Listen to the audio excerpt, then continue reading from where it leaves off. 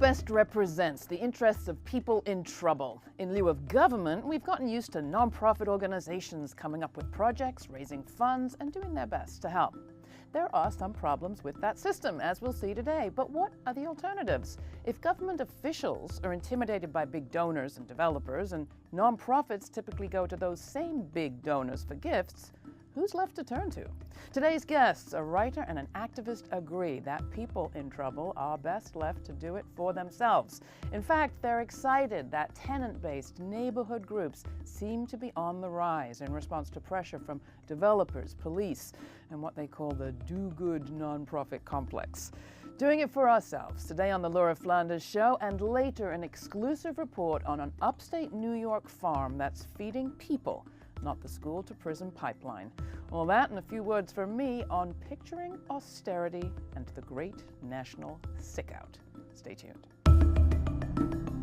Craig Wilsey is a professor at George Mason University, an author who's also worked in social service. His new book is The Value of Homelessness: Managing Surplus Life in the United States. Imani Henry is the founder of Equality for Flatbush, a community-based organization in New York. As well as being a writer and performer, his works appeared in several books, including the Lambda Award-winning Does Your Mama Know? And Marxism, Reparations, and the Black Freedom Struggle. Welcome to the program, both of you. Thank you. What are the challenges, as you see it, Imani, that people are facing where you live in Flatbush, which may not be familiar to a lot of our viewers? Well, Flatbush is a very diverse community that has mostly migrant folks. Folks are coming from, it's one of the largest enclaves of Caribbean, English-speaking Caribbean, Creole, Haitian, French-speaking Caribbean, African immigrants, but also Central American and particularly Mexican immigrants at this point, and South Asian immigrants, as well as a long history of Jewish and Irish and Italian families that have lived there. The big issue that it's always been a working to middle class community. And at this point, we're really seeing luxury developments popping up all over the place. Studio apartments now going for almost $2,000 for a studio apartment, a two-bedroom for $4,000, and people that are used to paying affordable rents, particularly in 2014, we had about 33,000 units of rent-stabilized apartments in Flatbush, and we're seeing such a decrease in that. You talk about homelessness being very different in the 1930s than it is today. Sure. In the 1930s, people living without shelter, for the most part, they were experiencing life without shelter because of joblessness or low unemployment or, exceedingly low wages. Were they called the homeless in those days? So that time was, sometimes in some contexts, but they often were again seen more in terms of labor, right? So they were seen as unemployed, and of course the conditions that people were living in were common conditions for immigrant populations and for African Americans in the United States, but when white male laborers faced that same crisis, the federal government responded because it understood it as a problem it needed to respond to. But the fix was largely a fix around labor. It was about finding ways to put people to work and some forms of housing that were, a kind of work camp, basically. Steinbeck stories, finding somewhere. Exactly. Yes, exactly. But by the 1970s, what I suggest in the book is that homelessness in a lot of ways becomes divorced from employment and from labor. It becomes kind of an independent part of the population in the United States. And what I mean by that is that people who are experiencing homelessness in the United States, those experiences don't vary so much based on something like rising unemployment or labor cycles, or even necessarily their own experiences of employment. It's become kind of a permanent feature that's independent. Does this all make sound right to you? Well, I think that one of the things that's very true at this point in time, and particularly in a city like New York, where we now have upwards of 60,000 people in the shelter system a night. And there's been so much written about the fact that, with the rise of gentrification, how we're dealing with lots of folks with jobs, families that have been long-term in New York City that are basically the working poor and have, because of displacement, are now in the shelter system. And yet in the same period, we've seen a massive explosion of nonprofits dealing, as it were, with homelessness, trying to address the problems, trying to find people, help. The mayor of New York Bill de Blasio came in with a commitment to take action and help provide better services. You've worked in social service. What's your beef with all that? I mean, the problem with those services and with that approach is that they're dealing with the effects of all of these systems. So they're dealing with the effects of our labor market, of our wage system, of our unaffordable housing system, which produces people who are living really vulnerably. But at their best, social services provide, immediate shelter and other services for people, and those services are really important. They save people's lives. Living on the street, it literally shortens your lifespan. But none of those services do anything to actually interrupt or challenge the structural forces that are producing homelessness in the first place. And so we've had a massive growth of a nonprofit system around homeless services, but at the very best, it's a Band-Aid for the people who are served by that.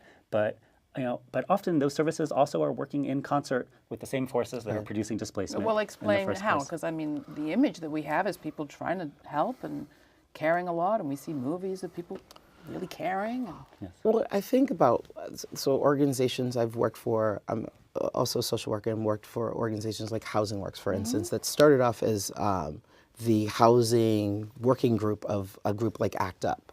The AIDS Coalition. The AIDS Coalition. And really looking at the fact that exactly that people that are living on the street and are HIV positive, that it's actually more dangerous and more hazardous, and really that housing is right, housing works.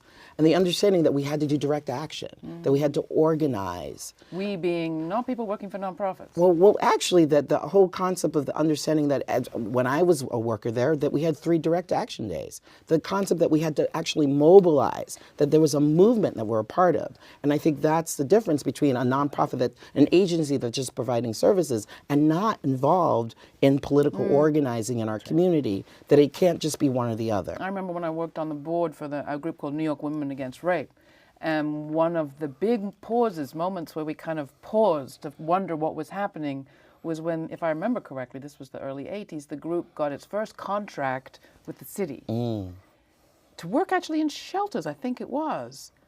And people said, whoa, how will that affect our relationships to activism and to change? Right. Is that why you left social service? Yeah. Well, maybe there's a longer story there. My own experience working, I first got involved in housing work, working at a shelter run by an organization that provides services for gay and lesbian trans populations in Los Angeles. So I worked at like a youth housing program there. And again, the program provided really essential services for people who mostly had lived in the foster care system, and then at 18 they aged out of foster care, had nowhere to go. And that agency really saw its mission as serving queer and trans homeless youth. And while of course gender identity and sexual identity affect people's ability to access housing, that's not the whole story. And so what I saw there was that the agency had defined homelessness in this really narrow way. They were doing gay homelessness. But the youth living in that program, weren't just gay or trans. Most of them were of color. Many were first or second generation immigrants. Most of them had family members caught up in the prison system. Many of them had also been caught up in that system. So they had a whole complex set of factors that were producing their homelessness.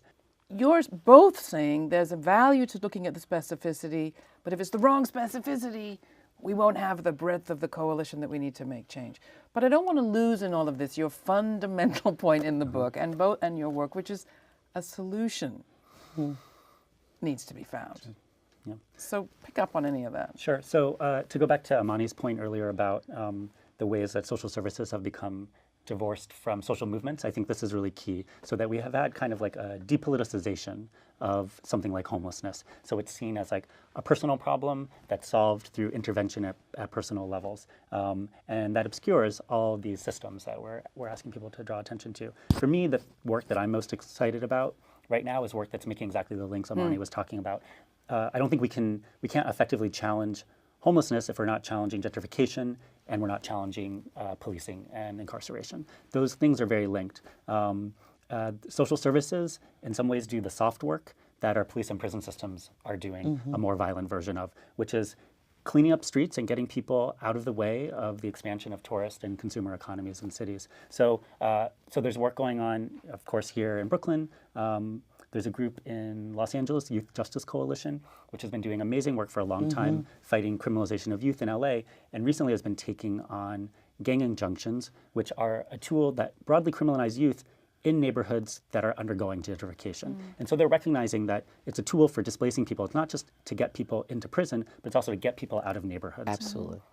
We here in New York, Picture the Homeless is an amazing organization that is leading the way. This is currently homeless and formerly homeless people who have organized around they're the leaders around the community land trust movement in New York, but also nationally, and really looking at, they themselves have been able to secure a piece of property that they want to fight the city and say, this should be for affordable housing. What difference would a land trust make? What's that? Well, community land trust, the whole piece of the understanding is about it being collectively owned by a community, and that then they become, quote unquote, the landlord of this piece of property, and being able to set into motion what the rent is. And so, for instance, we have Cooper Square, which is like a long-standing land trust for people that's been affordable for decades, that people can live in. Picture the Homeless also did a survey of all the vacant, abandoned, boarded up housing, and in 2012 did a whole report and said that there was over 5,000 pieces of land between the 5 boroughs of New York that could be used for affordable housing. They were able to say, if you were able to release these to the public, to stop hoarding them, stop letting developers have them, we could make sure that everyone could have affordable homes, and that would be a permanent solution. So not the church, not the state, as they used to say, not the nonprofit complex will do this work. How will it be done? And how will it be funded? What do you see that's out there that you think provides a model if you want to do it differently? I really think it's important that we also see ourselves as being collectively a part of the solution. That if we can't give money, then we give our time and our effort, and we volunteer.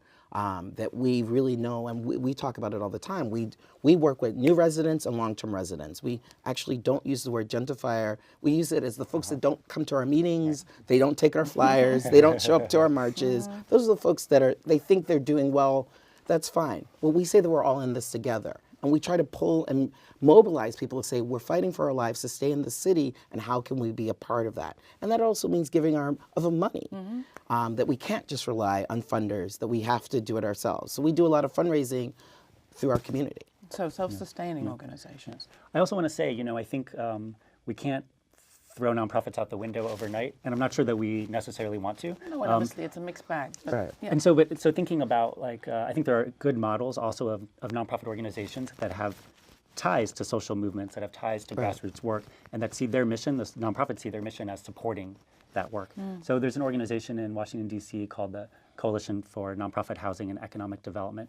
They've been working on a really interesting affordable housing campaign called Housing for All. One of the things I really like about it is that they're working across all these different levels of housing. So from shelters, right, through rental programs, through public housing programs, through home ownership, and programs that allow tenants to buy their buildings. And so kind of defying all the divisions that the social service models put in place that said, homeless people are a special case, people in public housing are a special case, but it's actually looking at housing needs across all these different levels. And that's, again, an organization that sees its work as supporting, tenant-powered work. Craig's book is The Value of Homelessness, Managing Surplus Life in the United States. I really recommend you checking it out. And Imani Henry will put up more information about your group at our website. Thank you both for coming in. Thank you so much.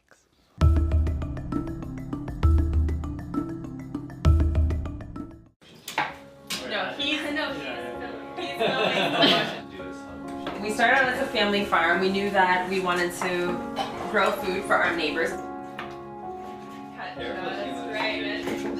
We're living in the south end of Albany, which is, the USDA terms it a food desert neighborhood. We prefer to talk about food apartheid because deserts are a natural phenomenon, and racism in the food system is very unnatural.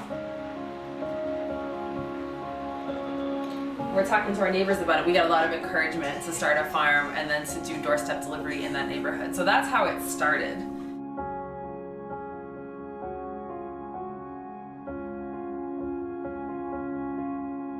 There was demand for training programs that were culturally sensitive for Black and Latino folks, so we kind of developed that. So I feel like we're very much in conversation with the movement and in conversation with our community.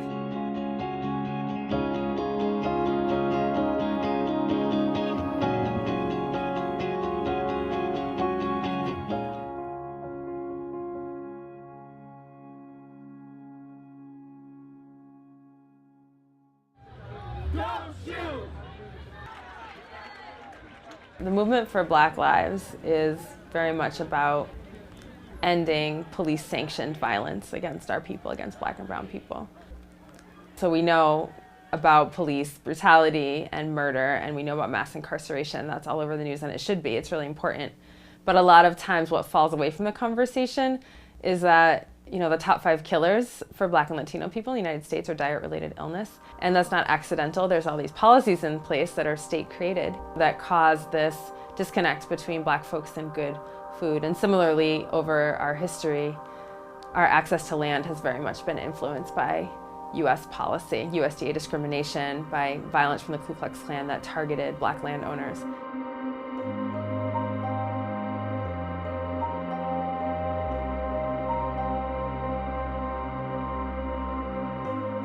In the early 1900s was the peak of Black land ownership. In the 1910 census, Black folks owned and operated about 14% of U.S. farms, and that was, you know, at a higher percentage than we made up in the population. And so there was a long time throughout history when the most likely occupation you'd find an African American person would be farming, and now that's the least likely.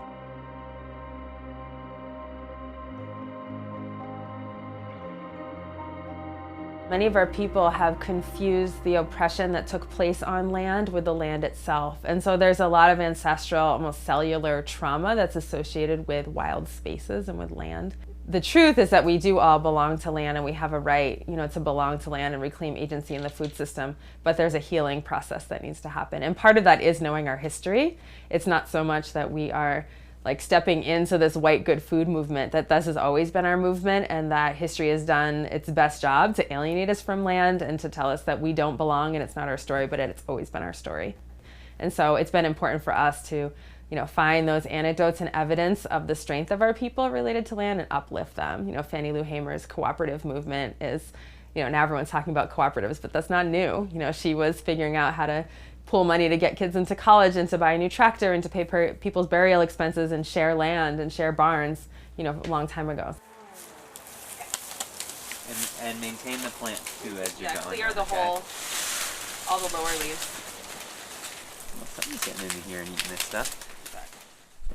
So our programming has grown a lot faster than our capacity to manage it. So when we have apprentices here or when we have training groups here, they literally sleep on the floor of our house or camp out, and then when it rains, the camp out people come and sleep more on the floor of our house. So we are trying to expand our infrastructure so that we don't have to turn anyone away who wants to learn how to farm and you know, work for food justice. So this is our latest project. We did a crowdfunding campaign. We're 2/3 of the way there. Our new apprentices will be moving in April, and that's pretty much when the programming season starts. So we have a few months to make it happen. You know, it's a program space and a sleeping space for folks who come for Black and Latino farmers immersion. For our, we have a program next year for white folks who are interested in undoing racism in the food system. So we have a lot of programs, and there's, you know, a need for comfortable, warm, you know, dry space, and so that's what this area is going to serve.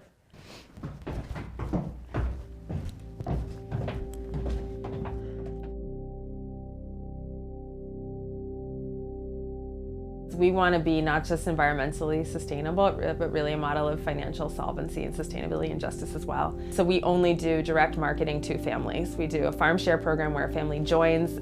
They call it Netflix for vegetables, right? So a family joins at the beginning of the season. They make a commitment to us that they're going to participate for the, you know, entire 22 weeks. We make a commitment to them to give a fair share of like beautiful, healthy vegetables delivered to their doorstep. We've sort of bound ourselves together in this way that isn't as casual as the capitalist market would have you define economic relationships, where it's like, do I want this or do I return it, and let me go to the next store and shop around. It's really making this commitment to one another as human beings and also to this local economy. And so I think there's a lot that's right in that, and we just have to figure out how to scale it up to first our institution, right, and then also to, you know, society as a whole.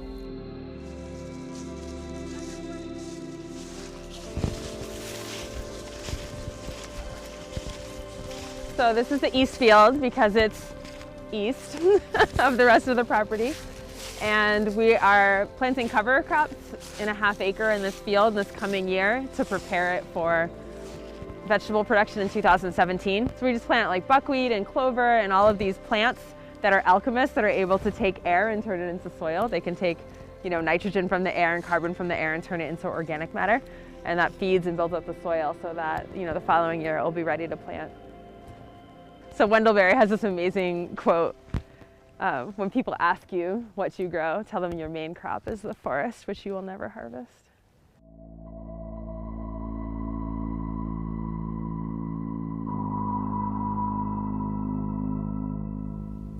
I think it's really important that we see reflections of ourselves in the movements that we're part of. And so I remember in my earlier days of deciding to start a farm, and there wasn't a lot of publicity for the farm. Maybe there was one article that someone had written, today's black farmer doesn't look like what you think. This young woman of color, not this older, weathered, Southern black man. And I got this call from a woman in Boston who I didn't know, just a cold call. And she said she just wanted to hear my voice to know that it was possible, because she's a black woman who had encountered a lot of discrimination and obstacles in trying to become a farmer, not just from the white world, but from her own family. Like, how could you do this? Go backwards, essentially, is how it was seen. And she was completely in tears because she just needed to know it was possible.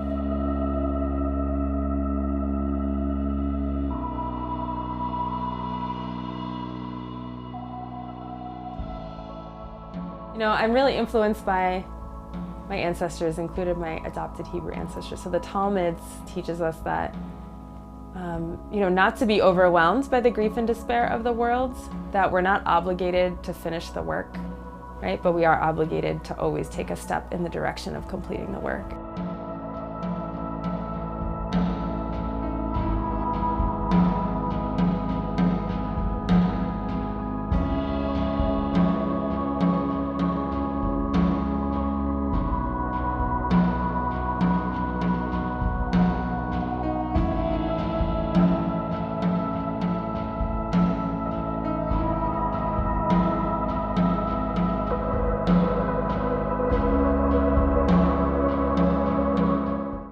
That was our exclusive report on Soulfire Farm from our producer, Anna Barsan. You can get more information at lauraflanders.com. A picture is worth 1,000 words, they say, and that was certainly the case earlier this year when public school teachers in Detroit started tweeting out and posting online pictures of the crumbling schools in which they work. After months of attempting to grab legislators' attention to a crisis, the teachers called in sick en masse earlier this year, causing almost all city schools in Detroit to close. And while they withdrew their labor, they flooded the social media with images of just what they were so sick of. Broken toilet seats in the students' bathrooms, mushrooms on their classroom walls, leaking ceilings, moldy food. The teachers sent out pictures of something that's had a hard time getting seen: the social cost of austerity programs. The teachers secured attention from at least one national candidate, Hillary Clinton, who pointed out that such conditions wouldn't be tolerated in more affluent places. Majority Republicans in Michigan's legislature threatened new laws to make it easier to crack down on protesting workers. We'll see which way the wind blows. Meanwhile, it is worth reviewing how the Detroit schools got into such a fix. According to the protesters, the system wasn't always broke. An analysis by the Citizens Research Council, a Michigan-based policy group, confirms that the schools were enjoying a surplus in the 90s. Today, 41 cents of every dollar appropriated for schools is being spent on servicing city debt. Detroit is very far from the only city in the USA that's mortgaged its public assets to pay off private lenders. What's the cost? Well, it's not entirely clear, and we're not getting the picture in the media. We tend to privatize our problems. What the teachers did was broadcast theirs and their students to the world. Perhaps it's time for others to snap pictures of their public institutions, their libraries, their schools, their public colleges, their court buildings. What's austerity look like where you live? We are way past due for a great national SickOut. To tell me what you think or send me those pictures, write to Laura at lauraflanders.com. And thanks.